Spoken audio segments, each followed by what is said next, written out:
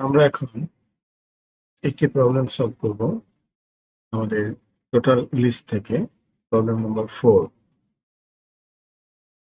write a program in C to find the given number is positive, negative or zero.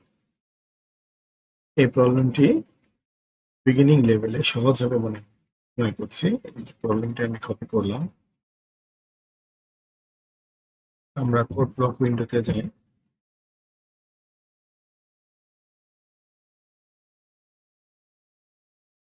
Code block উইন্ডোতে problem স্টেটমেন্টটি paste করে প্রথমে new মেনুতে যেয়ে MT file, প্রথমে ফাইলটি save করে নেই। যেহেতু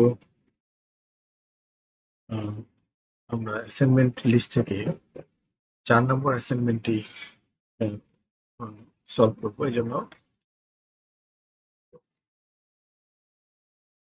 সি ফাইলটির নাম দিলাম problem4.c। আমরা জানি এই .c কিন্তু ম্যান্ডেটরি। এই .c না দিলে সি কম্পাইলার এই ফাইলটিকে এক্সিকিউট করতে পারবে না। সেভ। ওকে, এখানে একটি কমেন্ট সেকশন তৈরি করে নেই। আমরা জানি যে ডবল স্ল্যাশ দিয়ে কমেন্ট করা হয়। যে কমেন্ট সেকশনে কোনো কিছু লিখলে সেটি কম্পাইলার রিড করে না। তো আমি প্রবলেম স্টেটমেন্টটি, যে প্রবলেমটি আমরা সলভ করতে যাচ্ছি সেই প্রবলেমটি এখানে পেস্ট করলাম। প্রবলেমটি একটু শর্টকাটে লিখি যাতে করে বুঝতে সুবিধা হয়।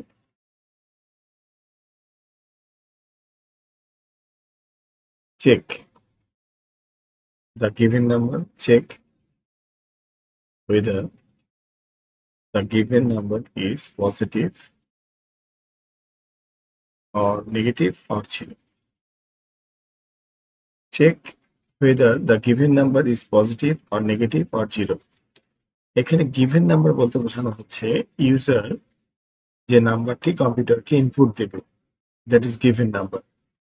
তো আমাদেরকে যে কাজটা করতে হবে সেটা হচ্ছে ইউজারের কাছ থেকে একটি নাম্বার ইনপুট নেবার পরে সেই নাম্বারটিকে কম্পেয়ার করে দেখতে হবে নাম্বারটি পজিটিভ নাম্বার কিনা, দ্যাট মিনস 0 থেকে বড় কিনা, অর নেগেটিভ 0 থেকে ছোট কিনা, অর 0 কিংবা 0 এর সমান কিনা। ব্যাপারটা খুবই সিম্পল। এটা বেসিক লেভেলের ডাটা টাইপ, বেসিক লেভেলে ইনপুট আউটপুটের মাধ্যমে করা সম্ভব হবে।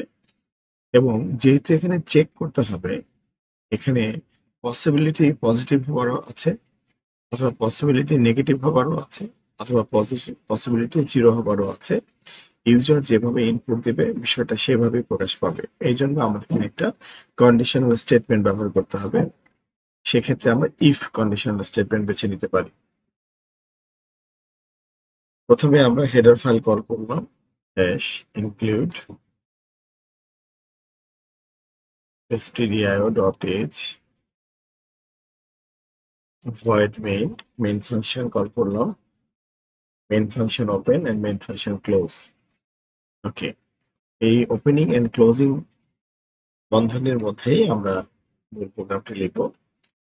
যেহেতু প্রবলেম স্টেটমেন্টটা আরেকবার দেখি, check whether the given number, তার মানে আমি একটি নাম্বার দিব, সো সেই নাম্বারটি দেবার জন্য কম্পিউটারে একটি ভেরিয়েবল ডিক্লেয়ার করতে হবে।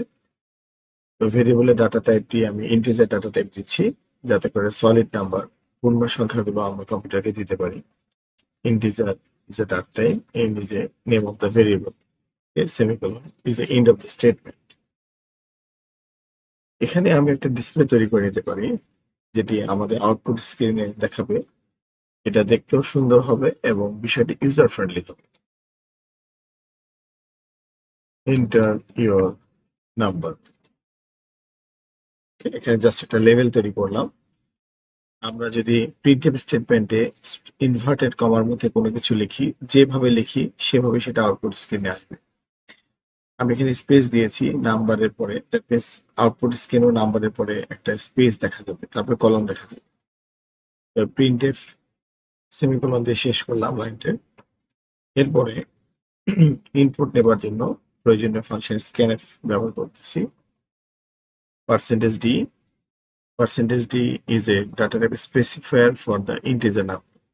যেহেতু আমি ইন্টিজার নাম্বার ইনপুট হিসেবে কম্পিউটারকে দিতে চাচ্ছি, এই জন্য আমি সি প্রোগ্রামিং এর নিয়ম অনুযায়ী পার্সেন্টেজ অফ ডি এই স্পেশাল ক্যারেক্টারটি ব্যবহার করব। এটি ইনভার্টেড কমার মধ্যে থাকবে, কমা অ্যাড্রেস অপারেটর এন, যে ভেরিয়েবলটি আমি ডিক্লেয়ার করলাম। এর মাধ্যমে যেটা হবে সেটা হচ্ছে আমি কম্পিউটারকে ইনপুট দিব। আচ্ছা, এইটুকুই যদি প্রোগ্রামটা আমি কম্পাইল করি, আমরা compile and run, build and run button দেখতে পাচ্ছি, রান করলাম। সো দেখো এখানে আসছে ইন্টার ইওর নাম্বার, তার যেটা ব্লিঙ্ক করতেছে। সো আমি এখানে 5 দিলাম, দেওয়ার পরে কিবোর্ডে ইন্টার বাটনে প্রেস করলাম। তো প্রোগ্রামটা কোনো ডিসিশন দেয়নি, কারণ আমি তো কোনো ডিসিশনের কাজ করিনি। এখানে আসছে প্রেস এনি কি টু কন্টিনিউ, কোনো আউটপুট কিন্তু আমরা চাইনি। ওকে, এখানে তো আমরা কোনো আউটপুট চাইনি, আমরা একটা প্রিন্টএফ করে একটা ডিসপ্লে তৈরি করেছি আর স্ক্যানএফ করে ইনপুট নিয়েছি। ইনপুট নেওয়ার পরে তো কোনো কাজ করি, এই জন্য কম্পিউটার কোনো কাজ করে দেয়নি।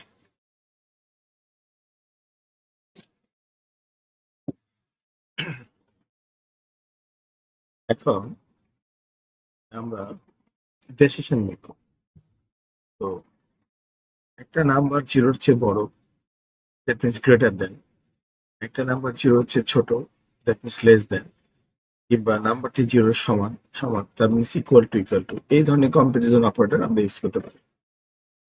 আমরা জানি যে কম্পারিজন অপারেটর ইউজ করার জন্য সুইটেবল স্টেটমেন্ট হচ্ছে if conditional statement, if.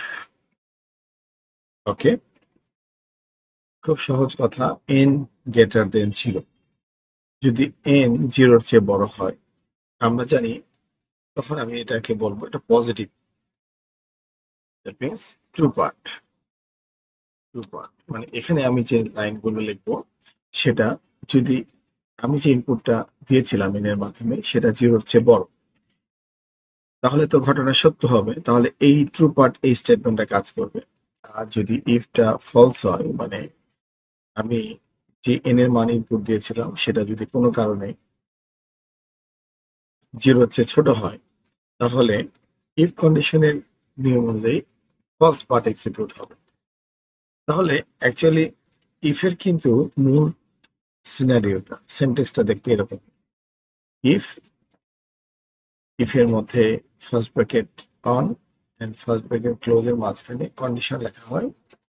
If n greater than zero, মানে কন্ডিশন এক্সিকিউট হলে যদি সত্য সত্যই এন জিরোর চেয়ে বড় হয় তাহলে ট্রু পার্টটা এক্সিকিউট হবে, তা নাহলে ফলস পার্টটা এক্সিকিউট হবে।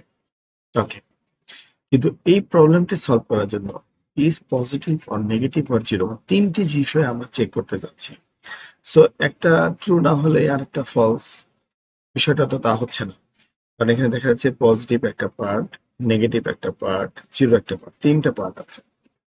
তাহলে এই ধরনের সিচুয়েশনে আমরা যে কাজটি করতে পারি সেটা হচ্ছে ইফ এর ফলস পার্টে যেও আরেকটা ইফ লিখতে পারি, that means if else if. That means এই প্রথম ইফ কন্ডিশনটি যদি ট্রু না হয়, তার ফার্স্ট পার্টে যে পুনরায় আবার ইফ লিখে আবার চেকিং এর ব্যবস্থা করতে পারি, if N less than zero, ঠিক এভাবে। তাহলে এখানে আর তখন ট্রু পার্ট থাকবে না, ফলস পার্ট থাকবে না, এটা হয়ে যাবে কি ট্রু পার্ট। তাহলে এই ইফটাও যদি সঠিক না হয়, কন্ডিশনটা যদি ফলস হয়, তাহলে তারও আরেকটা ফলস পার্ট থাকতে পারে, এন ইকুয়াল টু জিরো, মানে এবার তো আর কোথায় যাবে, একটা হচ্ছে জিরোর চেয়ে বড়, একটা হচ্ছে জিরোর চেয়ে ছোট, একটা জিরোর সমান। সো আমরা এখানে ট্রু পার্টটা এক্সিকিউট করতে পারি। ওকে, আমরা যদি মনে করি আমরা চেক করব না, আমাদের প্রবলেম অনুযায়ী, আমাদের অ্যানালাইসিস অনুযায়ী আমাদের এই তিনটি কন্ডিশনই চেকিংই যথেষ্ট, তাহলে আমরা আর এলসেও যাব না, এলস পার্টেও যাব না। অহেতুক কোনো স্টেটমেন্ট তৈরি করার দরকার নেই, কিংবা প্রোগ্রাম বড় করার প্রয়োজন নেই, লাইন স্টেটমেন্ট বাড়ানোর প্রয়োজন নেই যদি সেটা প্রবলেম স্টেটমেন্টের সাথে স্যাটিসফাই না করে। ওকে, আমরা এখানে আরেকটা ফলস পার্ট লিখতে পারতাম, কিন্তু দেখতেছি যে এই প্রবলেমটা সলভ করার জন্য আর লেখার প্রয়োজন নাই। তাহলে আসো আমরা এই যে আমি যে কমেন্টের মধ্যে লিখে ফেলেছি এই জায়গাগুলোতে আমরা কোড করে ফেলি। কিরকম? If n greater than zero, তাহলে আমি এখানে বলবো printf the given number is positive. Okay, false পার্টে আমরা যে বলবো হচ্ছে আমরা জানি যেহেতু এটা পজিটিভ হয়নি, ফলস পার্টে যে পুনরায় ইফ এর মাধ্যমে আমরা কন্ডিশন চেক করেছি, সেই ক্ষেত্রে কন্ডিশনটা যদি স্যাটিসফাই করে তাহলে আমরা লিখবো printf the given number is negative, that means শূন্যের চেয়ে ছোট, সেমিকোলন। এখানে লক্ষ্য করবা সবসময় প্রত্যেকটা লাইনের শেষে end of the statement semicolon দিতে হবে, বাট ইফে কিন্তু সেমিকোলন হবে না, এলস ইফে হবে না, এলস ইফে হবে না, কিংবা এলসে হবে না, কারণ এগুলো হচ্ছে লজিক্যাল ব্লক। সেন্টেক্স রুলেও তুমি সেখানে সেমিকোলন দিতে পারো। প্রিন্টএফ আমরা সেন্টেক্স সম্পর্কে if, if else, if else if, এই সেন্টেন্স গুলো আমরা বেসিক লেভেলের ক্লাসে আলোচনা করেছি, থিওরি ক্লাসে। The given number is 0.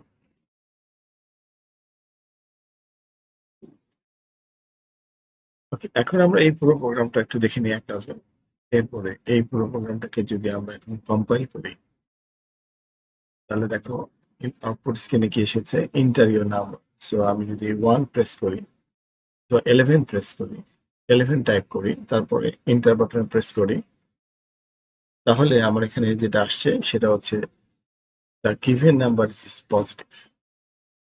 আসলে তো এটা পজিটিভ নাম্বার। তো press any key to continue, আমি অথবা আমি যে ক্লোজ বাটন থেকে উইন্ডোটা ক্লোজ করে দিলাম, দেওয়ার পরে আবার বিল্ট এন্ড রান। সো আমি এখন একটা নাম্বার টাইপ করলাম -66।